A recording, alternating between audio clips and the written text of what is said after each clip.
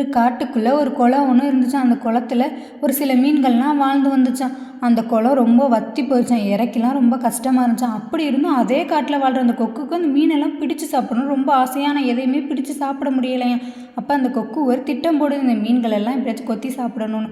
அப்போ அது மீன்கள்லாம் இறை இல்லாமல் இருக்குன்னு சொல்லிட்டு அது ஒரு புழுவை கொண்டுட்டு வந்து கொடுக்குது.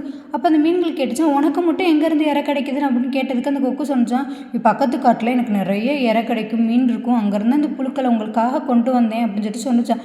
அதை கேட்டு அந்த மீன்களும் ஆஹா நமக்காக அந்த கொக்கு உதவி செய்யுது அப்படின்னு சொல்லிட்டு எங்களையும் அங்கே கூட்டிகிட்டு போறியா அப்படின்னு சொல்லிட்டு கேட்டுச்சான். அந்த கொக்கும் சரி நீங்கள் வாங்க அப்போ கூட்டிகிட்டு போகிறேன் அப்படின்னு சொல்லிட்டு சொல்லிக்கிட்டு இருக்கும்போது நண்டு வந்துச்சான். நண்டு சொன்னிச்சான், கொக்கை நம்பாதியே, அவன் பொல்லாதவன் அப்படின்னு சொல்லிட்டு சொல்லவும் இந்த கொக்கு இங்கேருந்து பறந்து போயிடுச்சான். உங்களுக்கு உதவி செய்யலான்னு பார்த்தேன், நீங்கள் இப்படி பண்ணுறீங்க அப்படின்னு.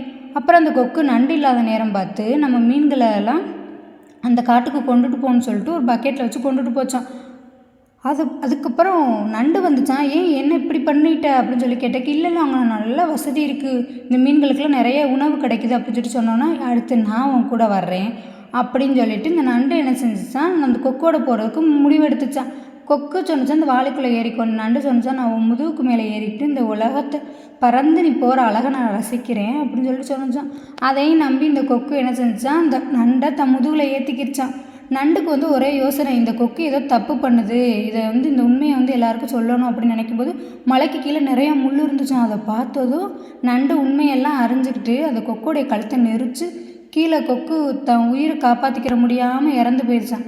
இந்த நண்டு தன்னுடைய உயிரை கையில் பிடிச்சிக்கிட்டு அதே காட்டுக்கு திரும்ப வந்து நடந்ததை பூரா நம்ம அவளுடைய நண்பர்கிட்ட எடுத்து சொல்லுதான். எடுத்து சொல்லிட்டு யாரும் கவலைப்படாதீங்க, கண்டிப்பாக நம்ம காட்டுக்கு மழை வரும், இறைவனை பிரார்த்தனை பண்ணுங்க அப்படின்னு சொல்லிட்டு இறைவனை வேண்டுறாங்க. கொஞ்சம் நேரத்தில் அந்த காட்டில் நல்ல மழை பெய்யுது.